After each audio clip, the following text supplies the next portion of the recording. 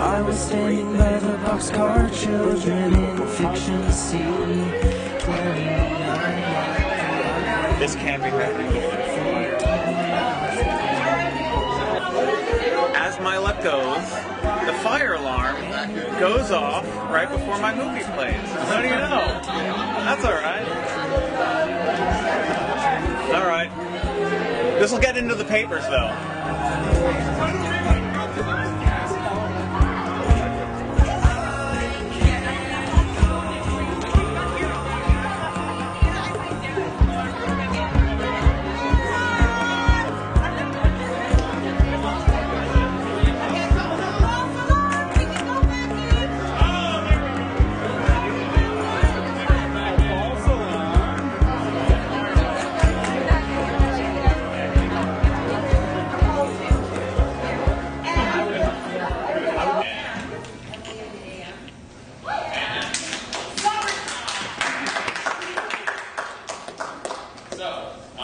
These three films were universally lauded. Is that the word? Lauded?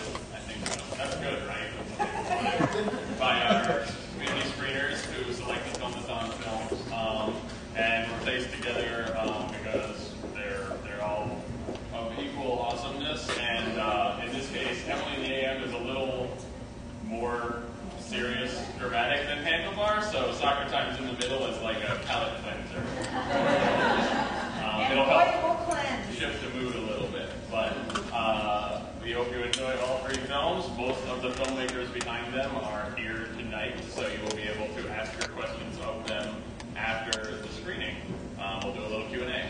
And after the screening, if you guys wish to hang out with the filmmakers, not only from this screening, but a lot of the other screenings, we have a sort of unofficial party going on. We're just going to lead you there. We have so many out-of-towners that have never tried a Philadelphia cheesesteak. I want to show them a Philly welcome. So follow me to the party, well, the unofficial party, to the hangout spot after this screening. Thank you, everyone.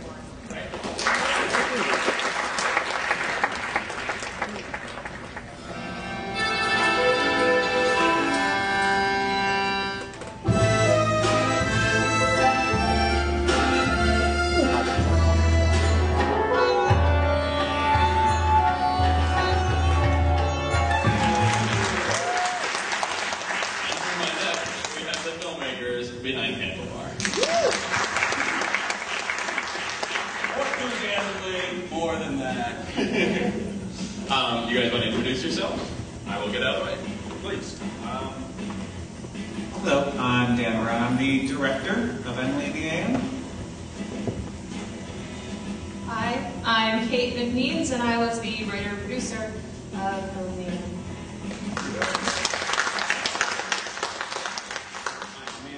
Hello, I'm Anthony Griffin. I'm the director of photography, one of the producers, and one of the co-writers for Handlebar.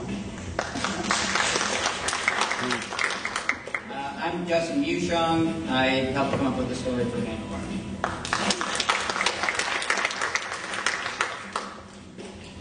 Okay, questions from the audience?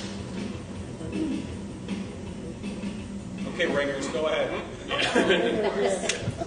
Do you have a basic idea of the total budget of the project? Well, Father.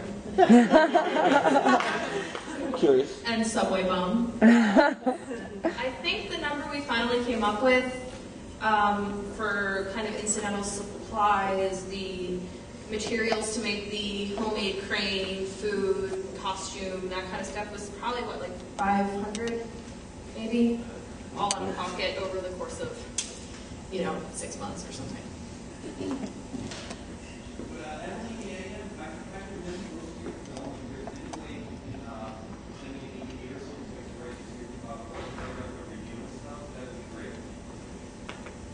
Can we send you a secure online screener? Sure. All right, we'll get your email. Yeah. So where you guys release all this, like, going on the circuit, or where are you going to so where? Yeah, we've submitted to a number of festivals, so there's still a couple more to hear back from and see if we get into them. after the festivals, if there's not someone that wants to distribute it, because we also did another film way back in the day, another short film. We're thinking about pairing them together possibly, because Emily's only a half hour, the other one's about 17 minutes, so put them together in a double feature and load it up with special features and try to sell it more as here's indie films and here's the process of the way we did it. Maybe it'll be half educational tool, half entertainment. But if we don't have a distributor, I've been looking at websites like IndieFlix and CreateSpace. They will take a copy of your DVD and they will replicate it as needed depending on who orders it, and they take a piece of the pie from you. But I'm still researching if it's a fair deal and how it works. Okay. I just wanted to say that if you liked Emily, what you saw today, come tomorrow at 5 o'clock to the Project 21 Violet screening to see our submission for Project 21. It's called Between the Blinds.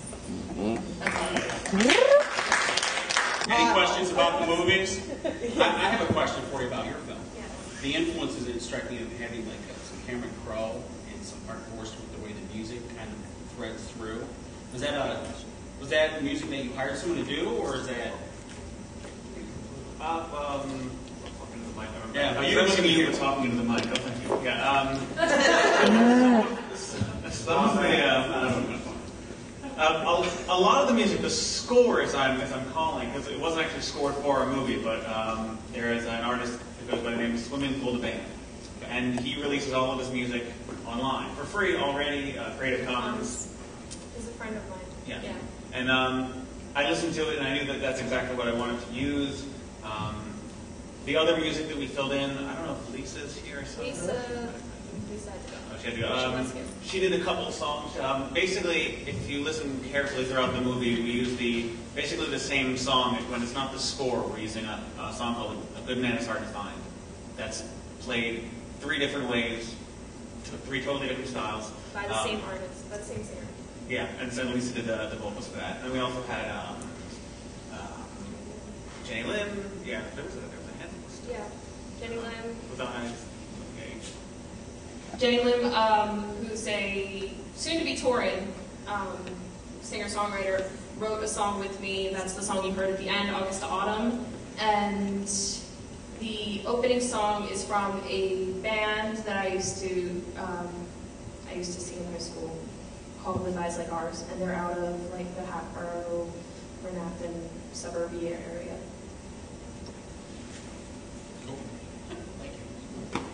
So basically, I wanted to explain the community screener process, mostly so you guys understand what an honor it basically is to have these filmmakers up here today, because basically, to get screened at the Philadelphia Filmathon, you almost have to have unanimous community screener approval.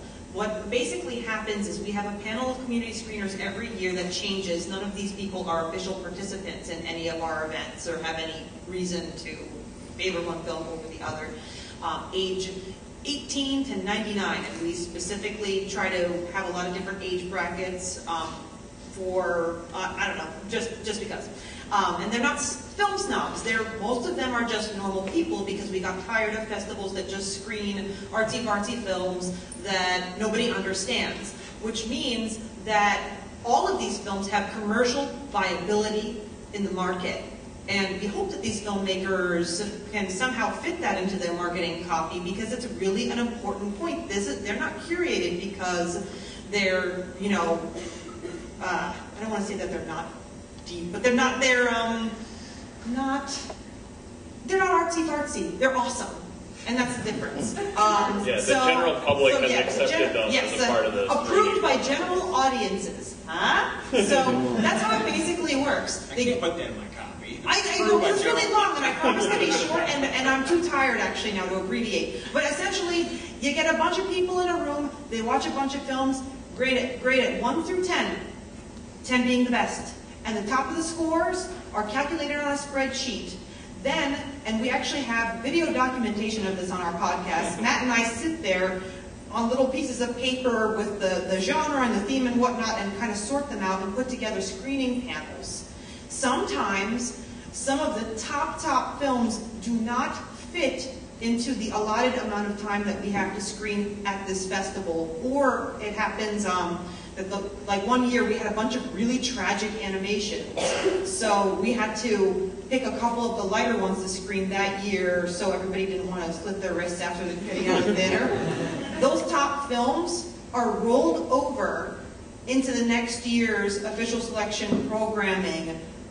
So you basically submit once and we keep considering you and keep considering you, and we will find a space for you. Because truly when you get that rejection letter sometimes from film festivals, it's not based on the merit of your film, it's just the way the market is and what you get, because it also depends on other films that come in. So that's why it sounds really complicated, but basically these films are awesome, and as soon as someone distributes them, they're going to make a lot of money, so help them out.